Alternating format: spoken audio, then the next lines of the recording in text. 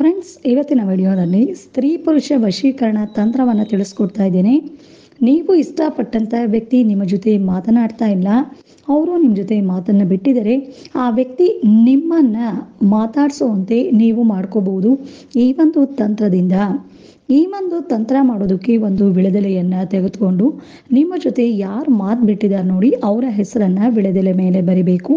ಆಮೇಲೆ 2 ಹಸಿ ಮೆಣಸಿನಕಾಯಿಯನ್ನು ತಗೊಂಡು ಇದಕ್ಕೆ ಸಂಪೂರ್ಣವಾಗಿ ಹಳದಿ ದಾರವನ್ನು ಕಟ್ಟಿ ನೀವು ಇದನ್ನು ಮಲಗುವಂಥ ತಲೆ ದಿಂಬಿನ ಕೆಳಗೆ ಇಟ್ಕೊಂಡು 3 ದಿನ ಮಲಗಬೇಕು.